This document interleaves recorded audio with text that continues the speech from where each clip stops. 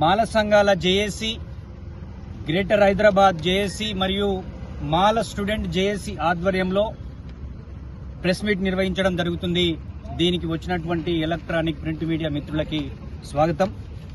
నిన్నటి రోజు గవర్నర్ గారు ఎస్సీ వర్గీకరణ బిల్లును ఆమోదం తెలపడాన్ని యావత్ తెలంగాణలో ఉన్నటువంటి మాల సామాజిక వర్గం మేమందరం కూడా వ్యతిరేకిస్తా ఉన్నాం. ఏదైతే రాజకీయ ప్రయోజనాల కోసం ఎస్సీలను విడదీసినటువంటి కాంగ్రెస్ పార్టీ అసెంబ్లీలో తీర్మానం చేసి వర్గీకరణ చేస్తున్నామని చెప్పేసి గవర్నర్ పంపితే ఆ గవర్నర్ గారు ఆమోదించిన విధానాన్ని మేము వ్యతిరేకిస్తా ఉన్నాం. సుప్రీంకోర్టు మార్గదర్శకాలను పాటించకుండా సుప్రీంకోర్టు చెప్పినటువంటి వర్గీకరణ ఏ విధంగా చేయమన్నదంటే లేటెస్ట్ సెన్సెస్ తీసుకొని అదేవిధంగా ఈ ఎస్సీలలో ఉన్న 59 కులాలలో ఎవరు వెనుకబడరో వాళ్లకు ముందు ప్రయారిటీ ఇచ్చి వాళ్లను వర్గీకరణ చేయమని చెప్పింది. వీళ్ళు చేసినటువంటి కాంగ్రెస్ పార్టీ చేసినటువంటి తప్పిదం వల్ల 59 కులాల్లో ఉన్నటువంటి మాల సామాజిక వర్గంగా ఉన్నటువంటి మా యొక్క కులము 34వ సీరియల్ నంబర్ ఉంది. ఆ 34లో మాల అయ్యవార్లు కూడా ఉంది.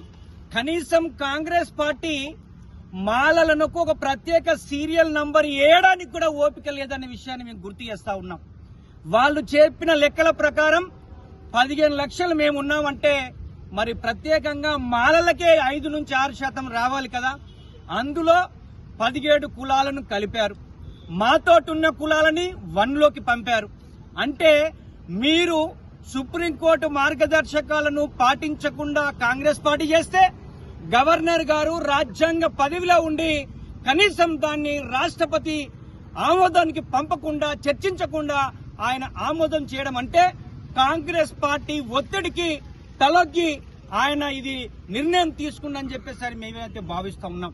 ముఖ్యంగా కాంగ్రెస్ పార్టీ ఈరోజు తెలంగాణ వ్యాప్తంగా ఏం మాట్లాడుతుందంటే జై బాపు, జై భీమ్, జై సంవిధాన్.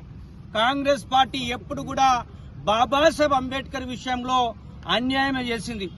ఆ రోజు రాజ్యాంగ రచన సభకు ఎన్నికైతాడని చెప్పి ఆయనను ఏదైతే ప్రాతినిధ్యం వహిస్తుందో అది పాకిస్తాన్ లో కలిపినటువంటి విధానాన్ని గుర్తు చేస్తా ఉన్నాం. ముఖ్యంగా బాబాసాహెబ్ అంబేద్కర్ గారు ఆ రోజు గాంధీతో కాంగ్రెస్ తో ప్రత్యేక నియోజకవర్గాలు అడిగితే గాంధీ గారు ఆమరణ నిరాహార దీక్ష చేస్తున్నటువంటి చరిత్ర ఉంది. అంతేకాకుండా బాబాసాహెబ్ అంబేద్కర్ మహిళలకు 50% రిజర్వేషన్ ఇవ్వాలని చెప్పేసి ప్రతిపాదిస్తే ఆయన అడ్డుకొని ఆ మహిళలకు రిజర్వేషన్ లేకుండా చేసి